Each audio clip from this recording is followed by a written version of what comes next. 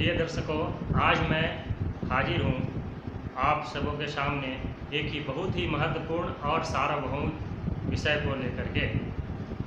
प्रिय दर्शकों, आज मैं बताऊंगा कि भक्ति यानी भक्ति क्या है और भक्ति का निर्माण, भक्ति शब्द का निर्माण कैसे होगा, भक्ति शब्द का अर्थ क्या है और भक्ति शब्द का सामूहिक अर्थ क्या है और ये क्या है, इसके बारे में पूर्ण चर्चा करूंगा। पहले हमारे चैनल पर आप नए हैं तो सब्सक्राइब करें और बेल आइकन को प्रेस करें ताकि आपको मेरा नए वीडियो का नोटिफिकेशन मिलता रहे। तो आइए चलें उस विषय की ओर। भक्ति शब्द का निर्माण, भक्ति शब्द का जो निर्माण हुआ उसमें भज धातु का और भज धातु में और कतीन प्रत्यय का मिश्रण से ये भक्ति शब्द बना है, आया है। तो भक्ति शब्द का शाब्दिक अर्थ भी तो होना चाहिए, क्या होता है इसे भी हम जाने।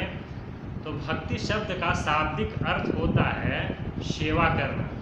तो सेवा किसे करें, ये भी तो है, भक्ति करे यानी सेवा करे तो किसे करें।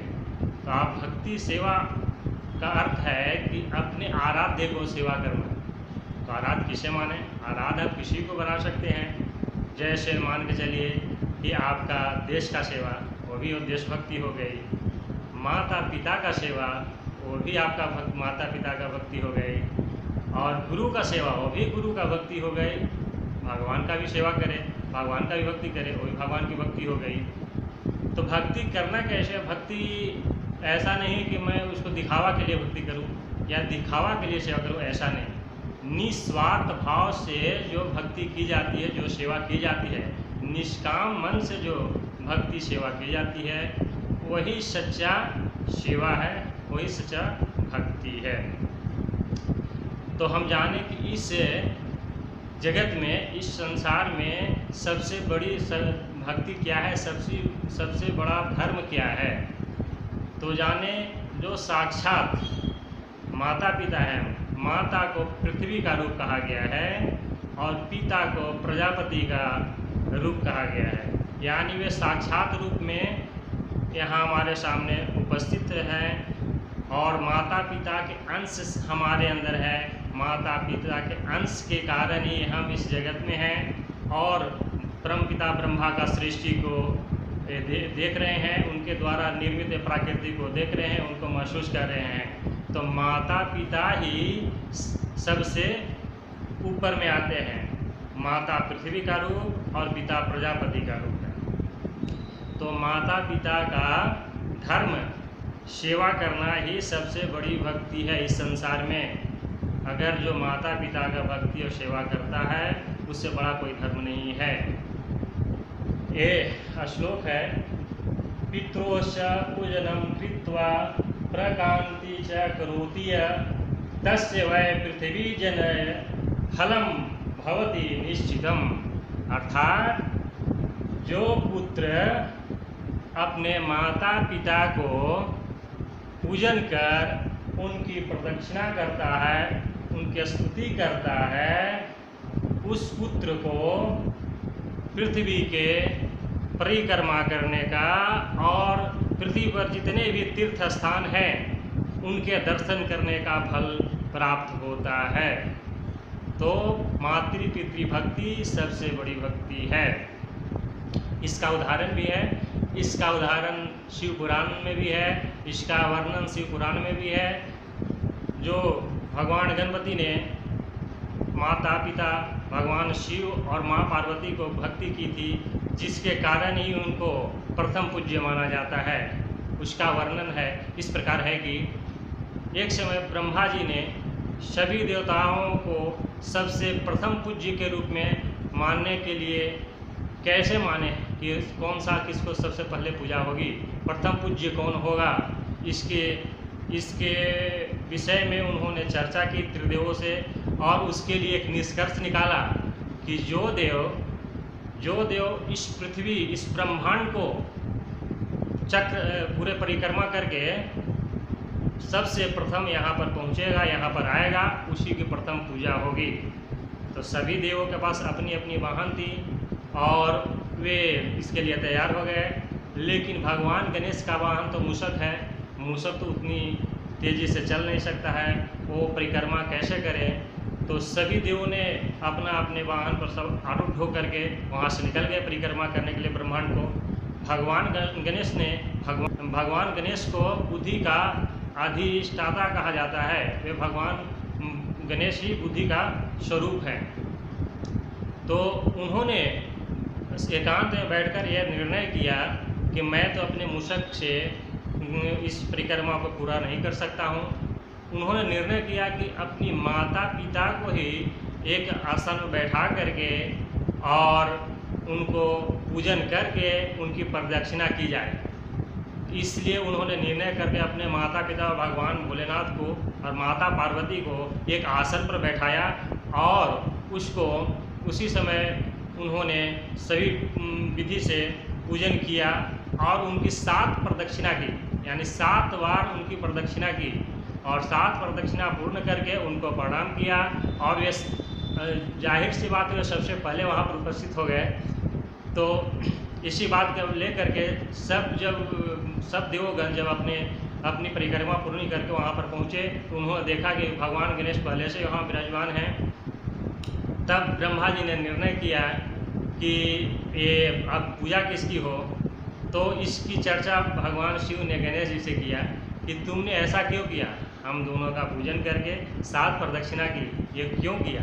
तो भगवान गणेश ने इसका वर्णन किया, सर्वतीर्थानि मयि माता सर्वदेव मयं पिता, यानी माता में सब तीर्थ स्थानों का पृथ्वी का वास होता है और सब देव में यानी कि पिता में सब देवताओं का वास होता है।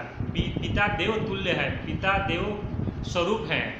तो इसलिए मैंने आप दोनों का पूजन कर 7 प्रदक्षिणा पूरी की है।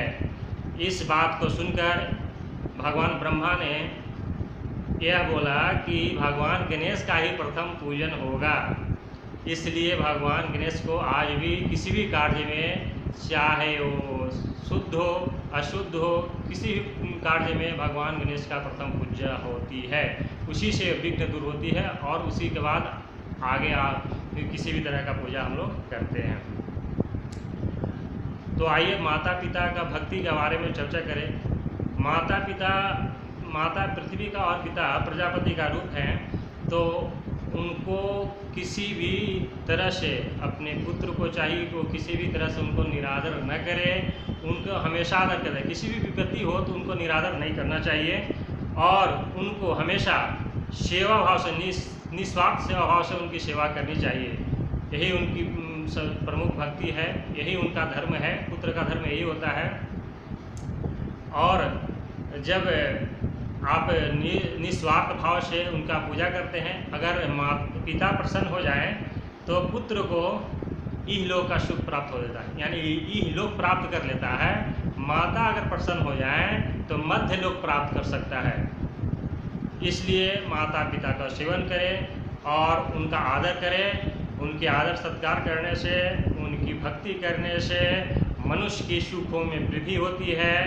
उनके द्वारा किया गया कर्म सद्य कर्म में आता है और माता पिता का जो निरादर करते हैं, जो दुख पहुंचाते हैं, उनके द्वारा किया हुआ सभी कर्म निष्फल होते हैं और उनकी दुखों में वृद्धि होती है।